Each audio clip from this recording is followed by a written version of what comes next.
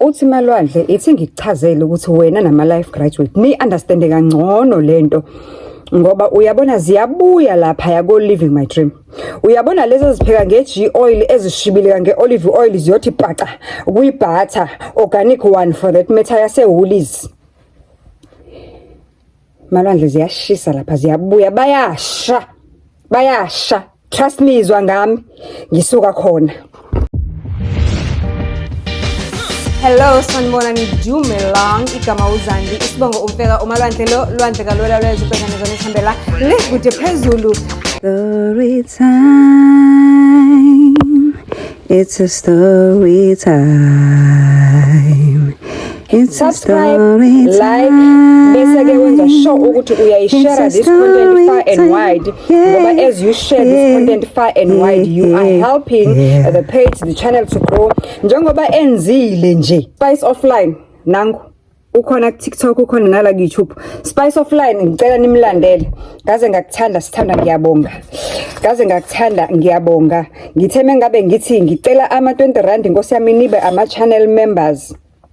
Wathi nje Spice Offline yazi Malwandle nesicefe wena ngoba uloku usitshela ngama 20 rand into encane le ama 20 rand mina ngicela ukuvele nje ngivele ngokuthi sapha ngama 20 rand onyaka wonke ama 20 rand for the rest of the year. My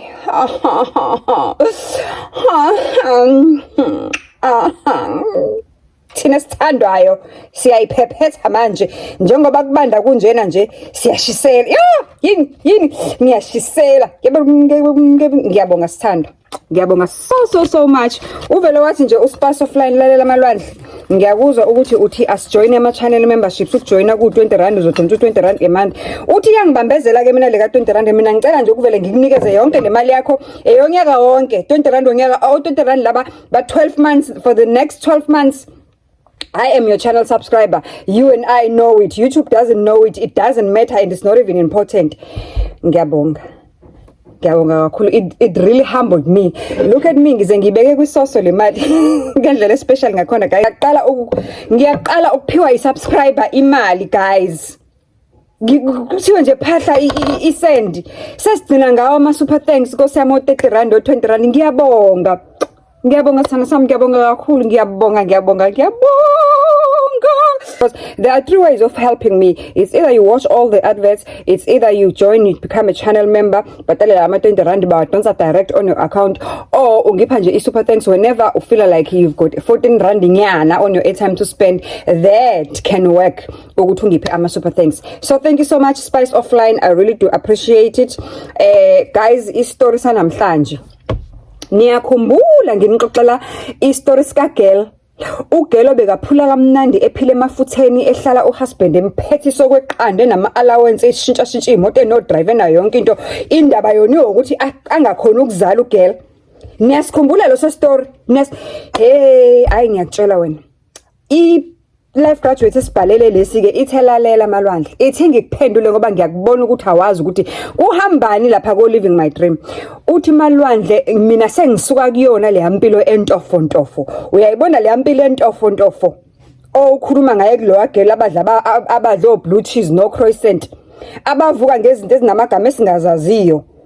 Uthi lalela Malwandle ngithi laba bafida izinja ucheese namaqanda thina sisawubala ucheese mangaba ama slices siwathengile siwabale siwa divide so that ezokwenela inyanga yonke.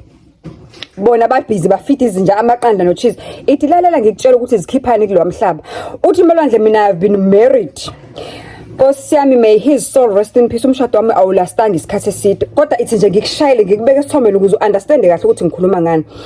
Uthi Malwandle ngihlangana nomlisa ngisebenzela one of the leasing companies. Uthi uyabona lama companies lawa othola ukuthi mongabe ufuna ukuthenga indlu, mongabe ufuna ukuqasha, ufuna ukuqasha ama offices and things like that. Uthi ngisebenzela one of those companies. Uma ngisebenzela one of those companies, so lana ke isikhathi esiningi ama property developer indawo adlalela kuyona because uma ngabe sebe developile property and everything, this is where they come back to and then now have agreements nama boss wami ukuthi ke kube yiwona ke manje azoba screenela abantu it's either abantu abazolisa ama offices, it's either abantu abalisa property. And uthi lalela ke mina kaMalandla ngangidila i-company yethu uyayidila ngo high profile customers no high profile uthi nje into yethu yonke yayo profile because yayo high profile because uma ngakutshela nje ngakubeka esithombeni mina ama offices wethu mangabe uzorenta awethu ama offices fanele wazi ukuthi uqombile ngempela ephaketheni isaka lemali liyavuma ngoba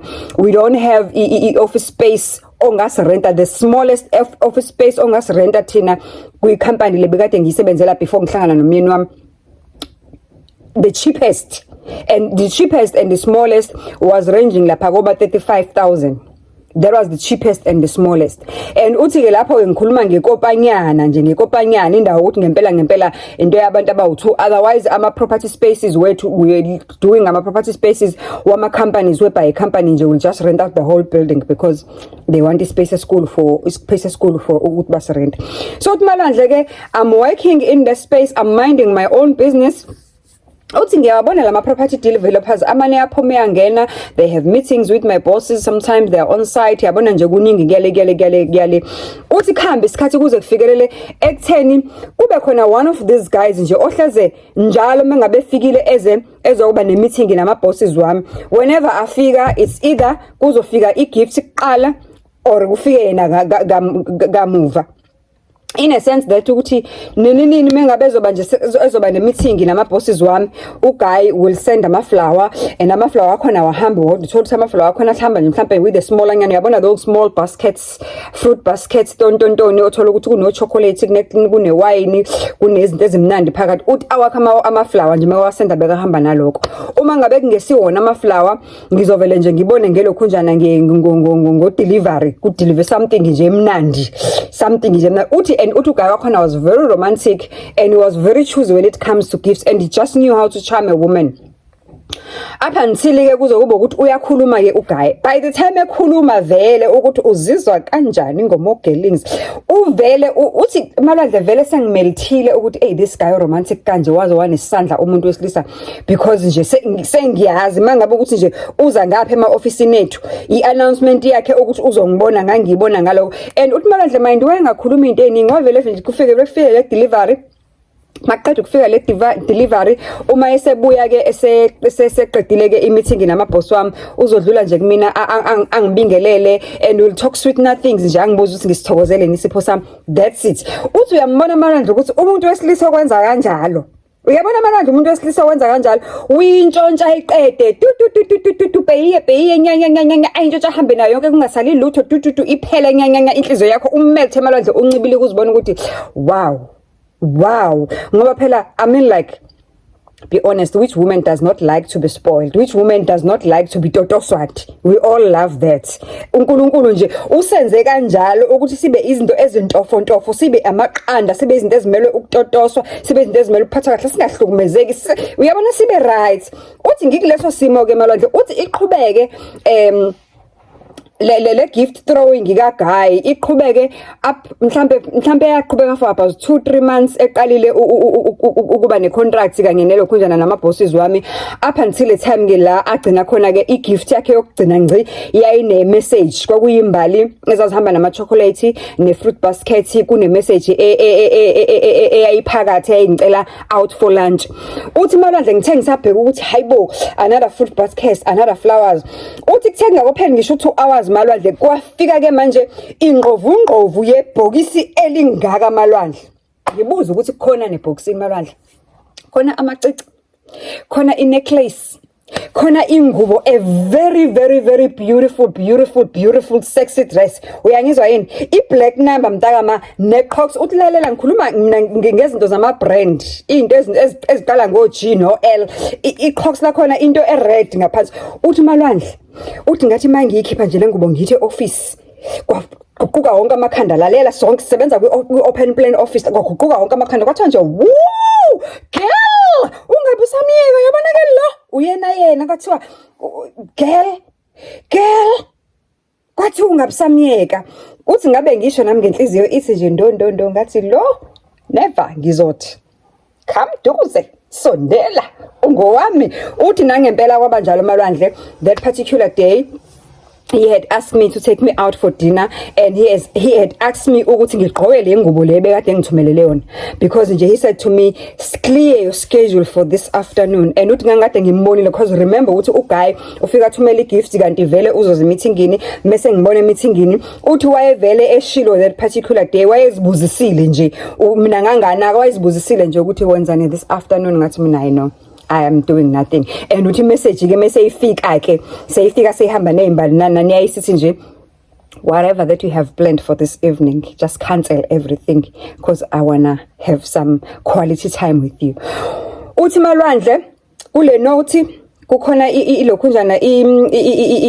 ama details nje amancane ukuthi indawo eseyakuyona ikanjani wathi washo ukuthi it's a classy place please look beautiful and ethi please look beautiful nje kwabe ukuthi nqinqinqin i-wallet malwandle kwabe ukuthi nqinqinqin i-wallet ya 5k malwandle i-wallet eyokuthini ke manje ukuthi ngiyoyidotosa ngiyoyithinta ngithi mangifika ngifike ngimhle uthi malwandle akangwagcina lapho ngithe ngisabhekele ukuthi iboss yami yathi I'm giving you a half day off but what Kathai yabonakele has got everything to do with that guy lalela uthi boss yami lo muntu iyamdinga ngoba uphethe isaka lemali iyamdinga lo muntu ngoba ipartnership yabo uma ihamba kahle ngempela lo muntu uzobalethela imali ngempela ngoba yena uyi property developer and khumbula ukuthi thina asinawo ama properties eswarenta off so if we could land ilokhunjana i-deal le abayikhulumayo njengamanje abayinegotiateayo ukuthi bona mebe develop ama property badile nje ngama property amasha a brand new straight from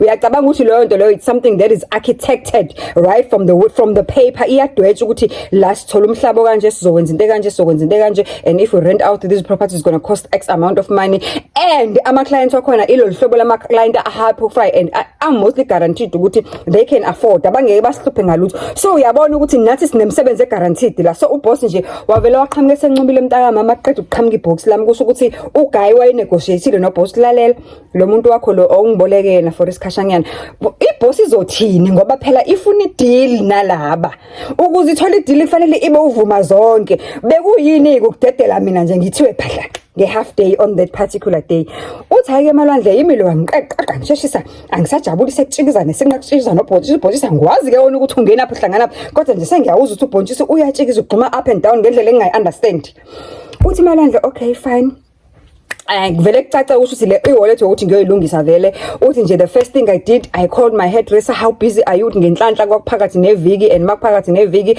vele akabi busy kangako manje ngimfonela nje wathi ugel khululeka ngikhona nje wena nje ngizokuthi ngcinge installation then uthi mangiqeda ke lapho ugel wangi-installa mangisuka lapho ngayokwenza i-makeup ngabuhle nga-right uthi nje uGuy kwathi makushona ilanga zithi 5 touchdown watexta uGuy wathi are you ready wathi are you ready mama ngathi I am ready Didi I am ready Tsitsi uthi lalela malwandle akungqovu yemoto unyanyavu lento emnyama thucu iyaka Mercedes uthe ngagcina ngikubona nje ukuthi leya moto okuyimoto yaka Mercedes ukuthi kwakumoto onileya nama ngiyazi kodwa it was a Mercedes car that looks more like imoto engathi ihema like angiyazi ukuthi kwakuyimoto igama layo uthi malwandle into nje ethi nca uyawazi umshini wento malwandle uthi ngikhuluma ngento ethi imile mina iduma nje imile irim yakhona ithi rim yakhona uthi angiyazi le nto mina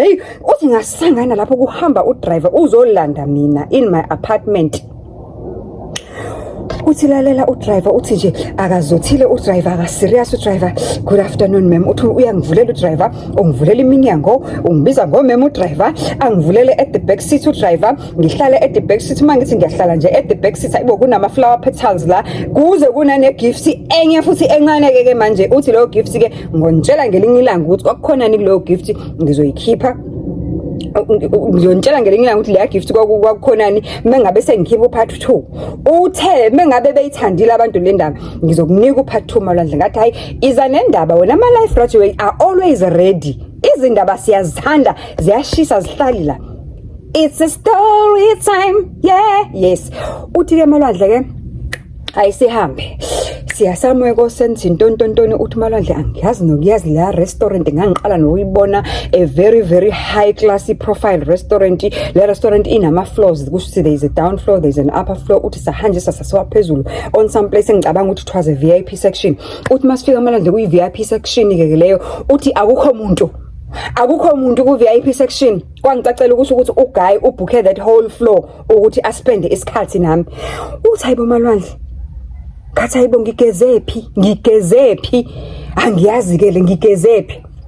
Uthi ake uguy asho ukuthi hayi beloke ngibona mangabe lokho efika lapha eyoba ne meeting nama bosses wami beloke ngibona. Uthi ake mayoloke ngibona ke uchazekile uyangithanda kwathini and akangithandi nje kuphela mina maka understand ukuthi akangithandi nje uyazi ukuthi thina abantu ekuthiwa abantu esiyesibuke ngazi ukuthi si well off empilweni sinayo into yokuthi engazi ukuthi siyathanda ukudlala ngezingane zabantu kodwa ucela ukuthi ngikufake ekhanda lami ukuthi yena akazanga ngokuzodlala ngoba iminyaka ihambile, he has worked very hard in life. And khona manje njengoba iminyaka ihambile ubaba wakhe uyamthethisa ukuthi ufuna ukuthi athathe umfazi avuse umuzi wakubo ngoba apparently uMoguy bekuyena yedwa ingane kubo and bewumfane uyena yedwa nasekhaya kubuka guy engathi bekuniwe kahle vele ngoba nobaba wakhona naye engathi mekachaza kusisi uthehala umzikelo phathi kodwa makachaza ku life graduate engathi nasekhaya kubuka guy kuniwe kahle nobaba wakhona benama properties because bese retire so ibusiness wayithatha wayihanda over emfaneni kwasho ukuthi umfana mangabe ihand over ibusiness kuyena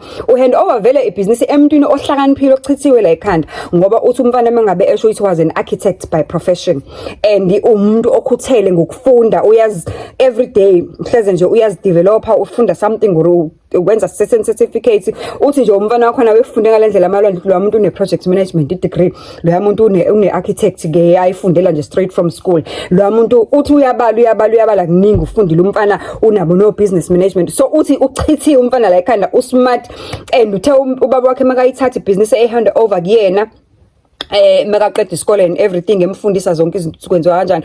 Uthi wavele wayikhulisa ibusiness wanama ideas right business yavele yadlondlobala yakhula ya right ngalendlela hence now he's at that stage where now is working with labo bani lezi zinkampani lezo Wakefield zobani efana nale usisayisebenzela lezi izinkampani lezi ezirentisa iproperty.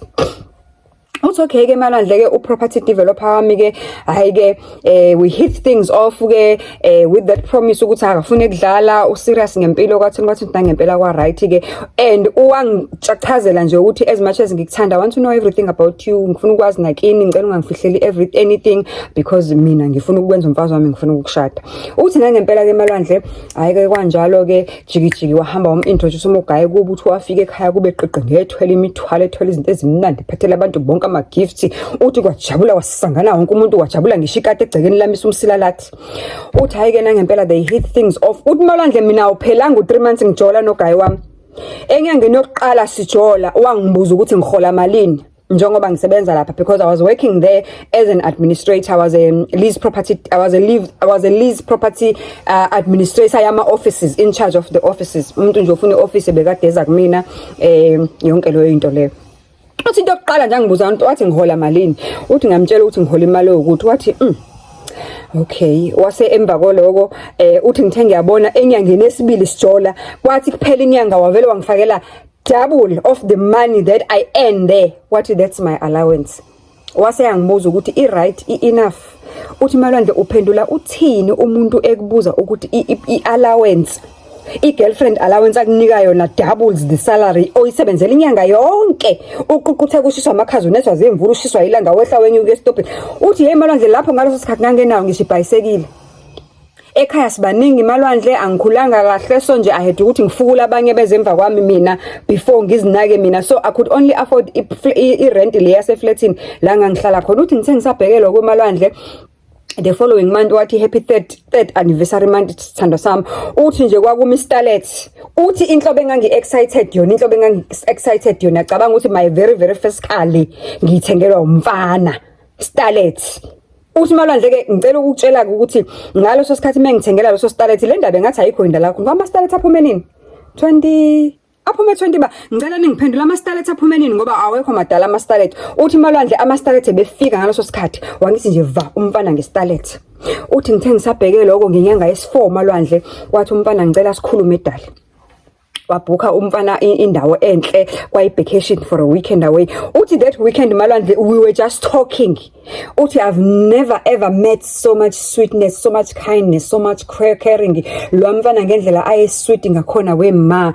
Uthi Malwandle sakhuluma weekend yonke like I even felt like uthi la we are planning our future because there is no way umfana wangitshela ukuthi oqala yena akamfuna unkosikazi wakhe ukuthi asebenze hayi ngoba engafuna ukuthi asebenze akamind ukuthi ngiyosebenza ngisebenzele yena one of ama companies akhe because he's got a lot of projects. Lapho uyangibuza ukuthi ufundele ini wenze ini kanjani what are you good at. Uyabona nje mfana uyabona into eyaphambili le ungibuza zonke lezo zinto lezo uthi kanga ukuthi sagcina that the weekend sivumela nothi ayina ngempela ngizoresign emsebenzini but ngithi ngiyaresign emsebenzini ngathi mina ngicela excuse me ngicela ithuba lokuthi ngiyokwenza vele into engangiyithanda vele kwakudala. Uthi Malwandle I've always been fascinated about massages and everything like that, so ngacela ithuba lokuthi whatever happens ngicela ukuyifundela lento ye beauty therapy. Yabona lokho ku serious ko mess you ntontona abantu abasivuca abantu abasilulayo masikhathele masigula yabona yonke lonto.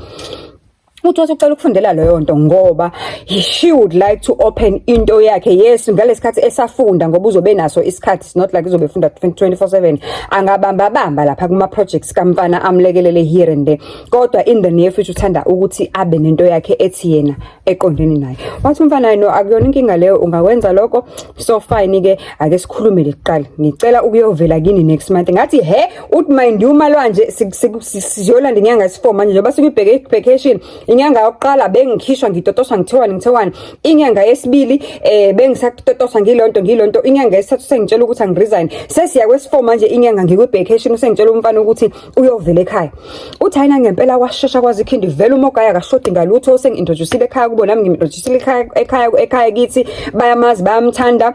Umfana waseyasho ukuthi hayi ucela ukuthi aqala silungisele indle ekhaya before ayovela ke. Uthi awu futhi kwavele washesha ngempela kwawu 2 weeks only umfana silungisele indle ekhaya yalungiswa ya extend nje kwafaka nje 3 more rooms kwalungiswa kwakhanda kwafaka iveranda kahle kwafakwa ifencing fast quick kwapendwa kwa right kanjani kwasavuleka ke space ukuthi hayi noma ke sekwenzeka noma yini ke seku right ke noma ngingahamba ngiyasakhalaza. Uthi lalela Malwandle ngikutshelile ukuthi umfana uma ebekade emnikeza imali iallowance elingana nemali mina bekade ngiyihola lapha ngoba ngangimtshelile ukuthi ekhaya ngibreadwinner wathi hayi no it's fine lo ayona inkinga sizoyilungisa nje fast uthi ke emnikeza iallowance elingana nemali abekade ehola lapha. Naye usayithola eyakhe girlfriend allowance times2 of umholade ohola lapha. On top of that Malwandle I'm being spoiled rotten. Ayikho into engithi mangiyifuna la ngingayitholi.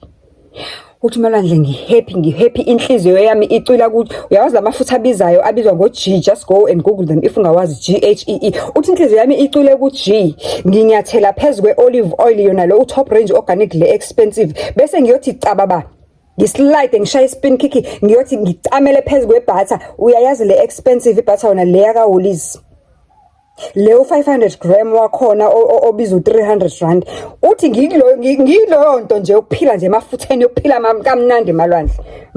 Ngithi mina iza nayo life graduate hayi siyakuzwa ngithi hayi ngiyakuzwa mina futhi yabo indlebe yami ilalela kakhulu ilalela nje ijule ukuze uthi mase ifika iziphoshoza ngale kuma life graduate bayizwe kahle. Ngathi ngiyakuzwa mina mogelings iza nendaba. Uthi Malwandle safika isikhathi ke manje sokuthi we are getting married. Uthi mind Malwandle ngikutshelile nithi umfana ukuthi hayi into ekuthiwa umntamato nje into angenandaba nayo. Uthi Malwandle sike sihambe nalomuntu siye vacation kuphela weekend yonke will just do nje one round and futhi nalapho umbona ukuthi akuyona into ayijahile. At some point he even asked me ukuthi I'm comfortable yini ukulala naye and everything, and before we did umntamato sahamba ke sayokwenza ama check-ups bani home sa check for ama STI wangisa kuma gayina ngayo check inzalo kwathini mind uyangisaseyona ivirgin Malwandle kodwa nginayo umntana. Uthi sayo-check-a Malwandle bangipeculula abantu Malwandle. Uthi mind ngipeculula njengapha ngiyatotoswa ngipeculula njengapha ngiqhumisa ama-champagne ngipeculula njengapha ngicela ushokoledi abamnandi ngipeculula njengapha njalo mangibuya kulama check-up ngibuya nje ngegift nje isidudla segift into engakawuthi. Uthi angisafuni nokuwasho ukuthi kwakuyini nani amanye kodwa nje uthi nje izicreate-ele lesithombe engqondweni sokuthi mina was rotten spoiled. Uthi hayi ke Malwandle abuya ama results hayi ugela right inzalo right ini right igazi le right hayi STI nothing. Uthi nje ke kwavele kwayiba celebration ukuthi hayi umfana uhappy. ukuthi hayi ngi-healthy. Uthi yonke after yonke lo process we started having sex after that process. Uthi nakhona futhi nakhona ucansi lakhona nje kwakungesikona ukuthi umfana uyabona umbono ukuthi nje wayevela athi umfana nje ngikongela umshado.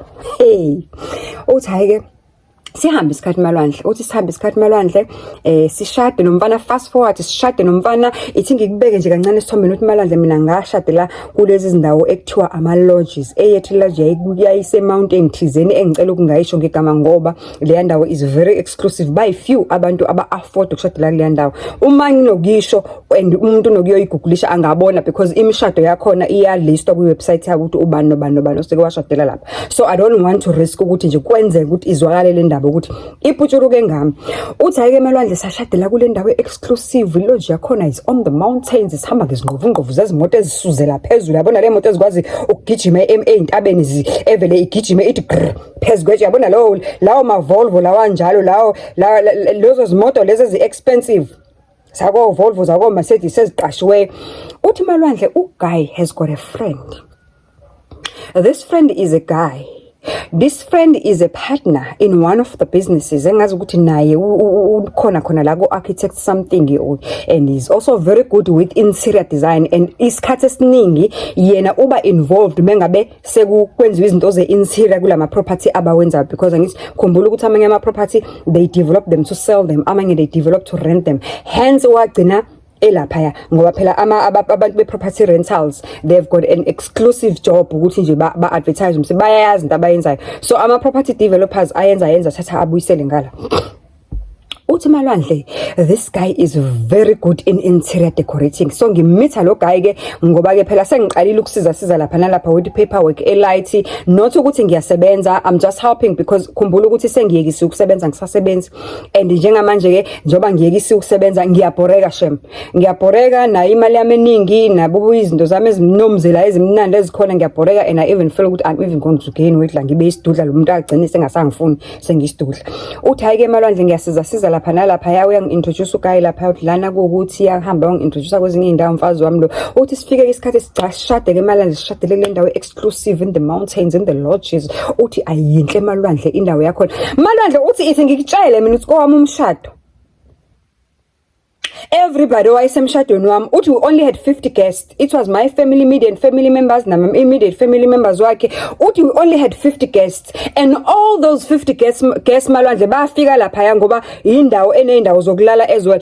All those 50 guests bafika Friday balaliswa uGuy wakhokha Friday, Saturday, Sunday abantu ba-check out on Monday. Uthi ngithi malwandle ama bookings we had idina on Friday masifika. I-rehearsal yethu nje kwakuyidina uthi uyayibona into oyibona kuma movie. I-rehearsal dinner yethu malwandle include yonke ifamily. Kuyilunch kuyisiphihli selunch kwakungazi ukuthi already sekuwumshado lo waya, but it was just a rehearsal nje. Uthi kwi-rehearsal ke uthi umfana wakhona weza neGuy gay eyayi wedding planner. Uthi engegood umfana engequick umfana. Uthi izingubo ayengilethele zokuthi malwandle mina ngizange ngiye ko-shopper for ingubo omshado. Ame ngiphuma ngena ezitolo zamandiya ngiqalazana nengubo omshado. Uthi malwandle mina ezami izingubo zomshado were exclusively ordered and izazilethwa kumina endlini ngoba bese ngihlala naye mase kusondela umshado nje bese ngimuve in naye. Uthi bezilethwa kumina kuthiwe injani le.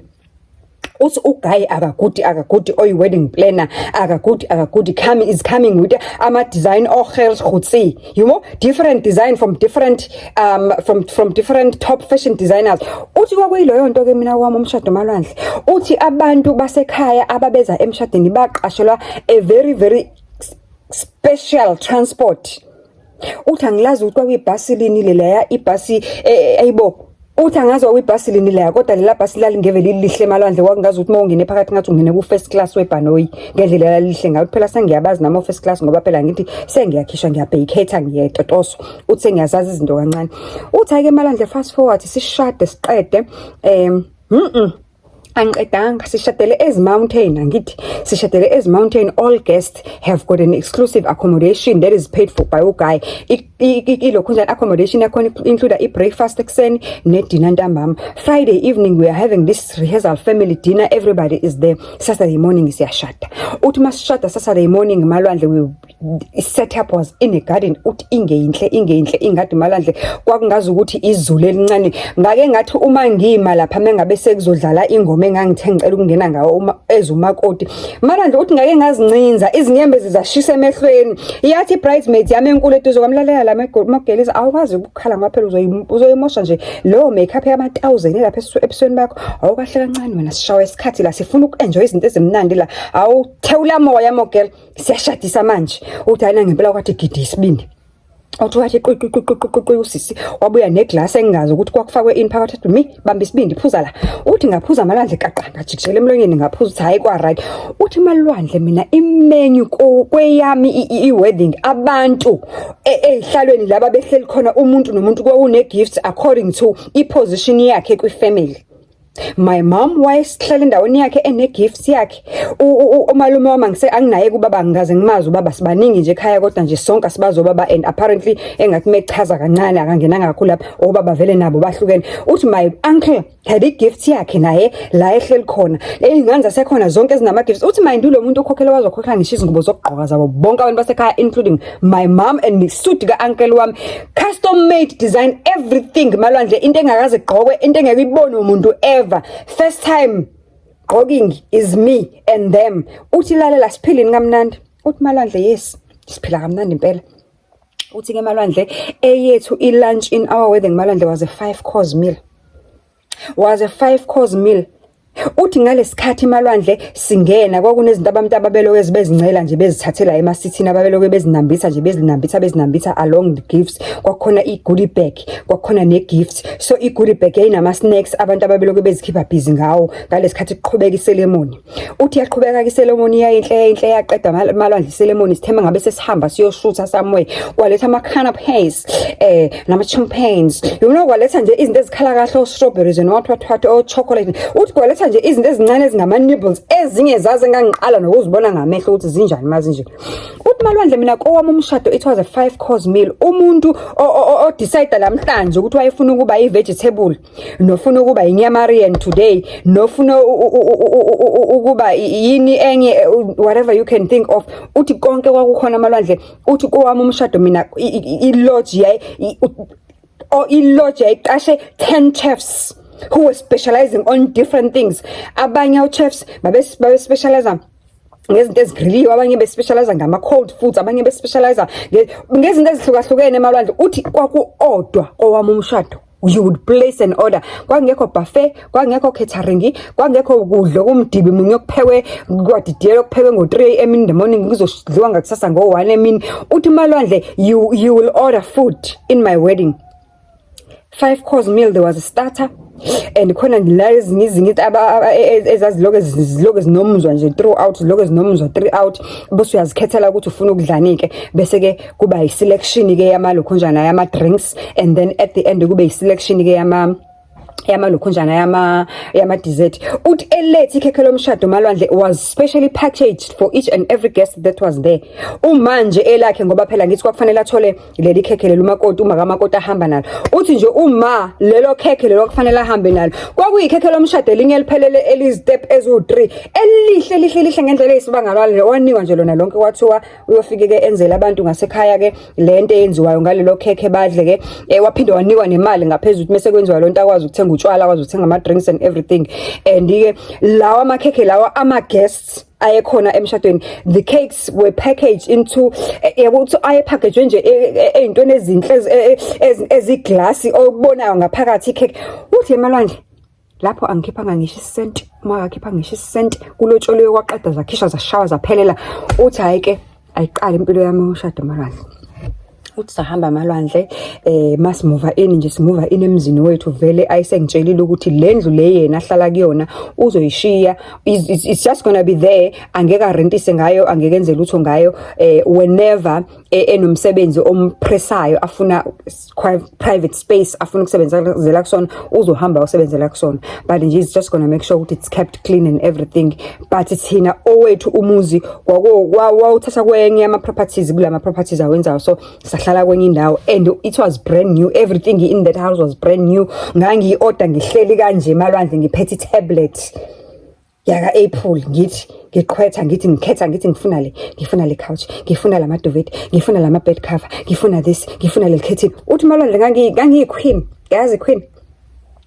Uthi ke lapho nomngane lo interior ntontontoni ula umngane lo interior wathatha ula uya designer uyangikhethisa uyangibonisa ungikhombisa ama textures izinto ezithile ezinjani uthi uyangifaka ezintweni umngane is so sweet, is so nice. Ngiyabona nje ukuthi hayi ngempela umngane wami no wonder umyeni wami no wonder is no wonder umyeni wami umngane lo muntu lo uyaphila unobuntu uyakwazi nje yabo.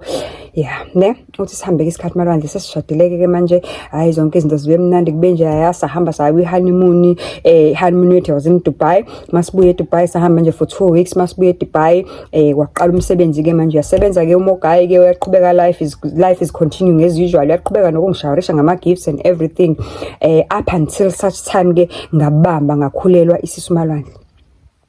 Uthi inkinga zami ngizaqala ngiyabona ukuthi zaqala lapho mangikhulelwa. Abantu abanye abadoda mangabe uke wayimithela ujabula umuntu azaqhume ame ngobhozo kuphela. Le yami iyavele yashintsha completely the day I got pregnant. Angazi kanjani. Kodwa malwandle uyabona lapha ka living my dream ziyabuya mntakama. Uthi usemafutheni utofozela ushibilika koji ubhukuda kwi-olive oil kodwa uyasha. There is always going to be something ezokushisa. Uthi malwandle lalela ngahamba ngaya koteta ngithe mangiphume esibhedlela lapho ngitetela in a private hospital, a private ward. Ngathi mangivuka nje uthi ngoba ngasikwa uthi ngathi mangibuye theater nje malwandle i-room lonke lelo lizimbali lo chocolate leyo amabhaluni li yonke into excited umuntu anganoma ngizothi excited noma yilo mngane wakhe owayenzile ngoba angimficanga yena ewodini ngafica umngane lo egcwele iwodi kucacile ukuthi kusho ukuthi kwakuthunywe yena ukuthi akenze yonke le nto leyo ifaka lapha ewodini. Umuntu wami engekho is away on business and I'm like kanjani lo muntu romantic kanje kumele ngabe ulalo umuntu. Uthi lalela kodwa malwandle wayengekho umuntu wami lapho and lapho ngiteta umfana. Uthi ke kuze kufike ke isikhathi ngakusasa ke afike azobabona ke nje uthi nalapho ngiyambona nje ngathi akekho that much excited kodwa kona excited in a way ke phela. Uthi ke mhlambe kwakuyona ndlela ajabula ngawo phela ngangakomazi na kahle yabo umjole nomuntu nje 2-3 months down the line and then seniyashada yonke kuyashesha kuzikhindi. Uthi hayi ke malwandle ngithi hayi mhlawumbe umuntu wami indlela yakhe yokuba excited is different. Kanti angibuzanga elangeni angazi ke yona inkukhu ke yona inkukhu engalali ngongo. Hey lalela yazibona lezi inkukhu zakashande besikhuluma ngazo ezingalaliyo ezilala ngoni ezitholakala egcekeni ngonani ebusuku. Uthi kahle kwakufanele ngibuze leyo nkukhu malwandle ngoba uyabona kwenzeka emvini ukuba ngitetile angizange ngikunderstand kwashintsha yonke into malwandle. Nini umuntu wami usavela ngiyamalale nje abuya ngitshela ukuthi is working on something, is busy. Nini ubuya ngo3 entatha nini uthi malwandle I don't want to lie wayebuya ukubuya kodwa sengiqala ukuba lonely. Ngishadile kodwa ngilonely ngalendlela, nginengane encane la ngilonely ngalendlela malwandle sengikhuluma nje lo nini lo muntu uzowangqashela onini abayi2 ukuthi ngingabi nje ne frustration. Ngihlala ngi full time mom kodwa nje nginonini abayi2 nje mina omunye kuthiwa ukuthi agade ingane omunye ukuthi awashe and they labo nini laba bama live in bagoduka mangabe kuyi month end noma umuntu makacelile uyagoduka. Uthi kodwa malwandle angilonely ngumlobokazi omshasha akopheli ngisho 3 months ngishadile angiyazi lento. Ngilonely to a point ukuthi I'm even feeling now ukuthi imali can never replace umuntu nesandla sakhe nobuyena nepresence yakhe othandweni. Uthi ngibuze malwandle ukuthi ngisakhaliswa ukuba lonely nje angakokuboni okukhulu kuyeza. Uthi kwafika malwandle okukhulu. Uthi malwandle la engaqala khona ukuvula amehlo. It's where each and every time now mangifonela umuntu wami engekho ezobuya ngo3 entatha mangimfonela njalo lo Mogayi oyi-interior ntontontoni oyiphakethe lakhe nje ohlezela ngisho nasemshadweni wethu wayeyinto yonke nje itatazelayo uhleze khona whenever ngimfonela umuntu wami and uthi asithanda ukufonelana ngama video call. Uthi kuyenzeka mose ivideo nje ithi uthi njalo nangulo njalo ngo3 intanta nangulo njalo ngosasare intambama nangulo njalo ngoFriday ebusuku hayi man hayi unoche kukho into ehambayo apha kwenza ntoni kanye apha. Uthi hayi Malwandle ingangidlalisi lento up to a point la ke manje ngoba ngibhorekile nginesikhathi sonke ngaphenduka i-private investigator. Ngaphenduka i-private investigator ke manje ngathi lo ngizombamba ethanda ngathandi. Uthi angifuni ukungena kuma details ukuthi ngenza ini kanjani kwathini kodwa uthi Malwandle ngambamba ngoba angithi nami bese ngi-introducing some of the businesses so ngiyazazi izindlela zakhe. So nje okokuqala amanga ayewasho athi ngiyendawo nokuthi kanti uyendawo nokuthi akanti akayanga lapho. Ngangwabamba kalula ngoba ngangivele ngihambe ngiyekhona ngibe umuntu kwenza something or yosiza nga something ngoba angithi ngase ngi-introduce nami kukhona okunye engikwenzayo. So istaff sasinganqwayi sasazi ukuthi anytime I can pop in whatever yabo. Ngivele nje ngithi qatha mangithi qatha umuntu uthengila ngithi kanti akekho wayelapho. Uthi Malwandle, a long story short, all along lo guy lo ohlokethenga nomyeni wami oyi-interior what ongahlukani naye, all along I learned ukuthi in fact I didn't even learn ngaba bamba red-headed ukuthi laba bayajola. Yimina owenziwe isilima la ngiyi-trophy wife ngoba uMogai lo washada nami ngoba baba kumfakela i-pressure ukuthi kufanele azalise, kufanele athole umfazi ngoba kuthiwa uMogai nje wayengenawo ngisho ingane ngaphandle. Mina kahle ngiyi-apula nje lo mfazi elibekwe on a pedestal elimane lijikiswa nje lokuya kutotoso kungaka babenza sure ukuthi bangibamba bangisondeza eduzane ukuze mina ngibe comfortable with everything. Kahle mina la ngizokwenziwa i-baby making machine. Yingakho uMogai could not even touch me before he could get to know if ngiyakwazi ukuzala. Uthi Malwandle from usuke ngababamba ngalo benalo ukuthi bayalalana. Hayi ke kwavele kwawese uthi uyabona le yandlu le yokuqala le ayihlala kuyona athi angekayidayise thina sizomovela kwethu indlu laba bahlala khona njengoba bese behleze bethi lo uyosebenza ubuya ngo3 intata. Uthi kwakungcono Malwandle ngawombambe ngoba wayesangihlonipha kancane abuye ngo3 intata. Uthi kwawese sengimamela akasabuyi inhlobo and I'm aware ukuthi bahlala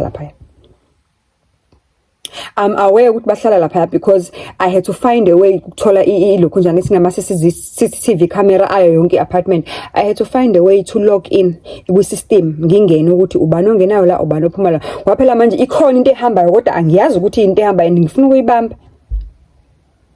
uMogai is gay.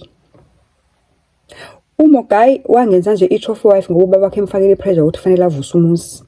Akaza qale ukungithanda uMogai wayezifundela nje i-trophy wife ezalayo ezomzalela izingane. Uthi hayi nangempela Malwandle ke ukuthi kusenjalo ngithena lo frustration njani sikade siqeda ukubambana wangincenga ke sahamba saya kwi-vacation. Kulo vacation ngafike ngabamba isisu ingane yesibili ke manje ngathola umntwana wentombazane. Uthi Malwandle same thing again, angilonely in my pregnancy. Umuntu wehla wenyiwa nale gay yakhe and njengamanje usekwenza live because akasafihla ngithi nami sengiyazi. Uthi Malwandle okubuhlungu kunako konke kwathi noma sengitetile sekuphelele leso sikhathi osilindayo mokade utetile ukuthi ungalali nomuntu wesilisa esengithinta ezama ubone ukuthi uqoqa lo mshado wenza sure ukuthi akungabhidliki lokho sekwakhekile. Uthi Malwandle wayeyathi mengabe sephezulu kwami ngicabange kabili kathathu ukuthi I wonder ke manje uma ngabe njengoba yena ebusy ejola negay kusho ukuthi uyigay engabe yena ke uyena odonosiswayo noma uyena odonosisayo. Uthi Malwandle ngibanda qa angisenawo ngisho ama feelings akhe ke manje futhi on top of the thing ngiyamnyanya ke nje. Uthi ake Malwandle kuphela ngesikhathi singakanani nje kwathi 1212 way down the line kosamuntu amaba terrible horriblest accident wasweleka. Kwabe kuphela ke ngaye, kwabe kuphela ibali lami lomtshado wendoda egay. Ngicabanga ukuthi ngizontanta emafutheni kanti umuntu ufuna ukungenza iwindow, ufuna ukungenza my frontal front engami umuntu bheka my frontal. Makuthi kuvele mina kuqala yena angaveli nemkhuba yakhe emshadweni ebizayo, emshadweni expensive. Go living my dream ziyabuya mntakabawo. Jonga asihlangane kwelandelayo. Mina tanda wena keep those adverts playing. Don't skip. Bye.